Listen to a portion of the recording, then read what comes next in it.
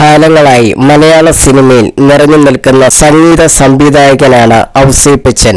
1985 കാതോട് കാതോരം എന്ന ചിത്രത്തിലൂടെ തന്റെ കരിയർ തുടങ്ങിയ ഔസേപ്പച്ചൻ നിരവധി ഹിറ്റ് ഗാനങ്ങൾ മലയാളത്തിന് സമ്മാനിച്ചിട്ടുണ്ട്. ജോൺസൺ മാസ്റ്റർ, കണ്ണൂർ രാജൻ, ശ്യാം തുടങ്ങിയ സംഗീത സംവിധായകർക്കൊപ്പവും ഇന്നത്തെ സുശീൽ ശ്യാം, ദീപക് ദേവ്, ഷാൻ റഹ്മാൻ തുടങ്ങിയവർക്കൊപ്പവും ഒരുപോലെ നിറഞ്ഞു നിൽക്കുന്ന സംഗീത സംവിധായകനാണ് അദ്ദേഹം. സ്റ്റാർ ആൻഡ് സ്റ്റൈൽ മാഗസിനോട് സംസാരിക്കുകയാണ് ഔസേപ്പച്ചൻ.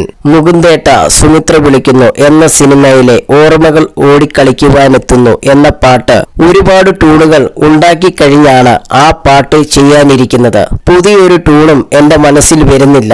ആ സമയത്ത് ഷിബു ഒരു ബില്ലിലെഴുതിയ കടലാസിന്റെ പിറകിൽ 4 വരികൾ എഴുതി.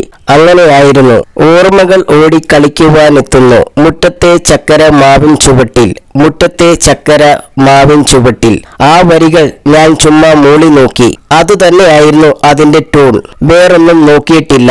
അത് എല്ലാവർക്കും വളരെ ഇഷ്ടമാകുകയും വലിയ ഹിറ്റായി മാറുകയും ചെയ്തു. ഷിബു എഴുതിയിരുന്ന വരികൾ അത്ര പെട്ടെന്ന് എന്റെ മനസ്സിലേക്ക് കയറിയതുകൊണ്ടാണ് വേഗത്തിൽ നല്ല പാട്ടുകൾ ഉണ്ടാക്കുന്നത്.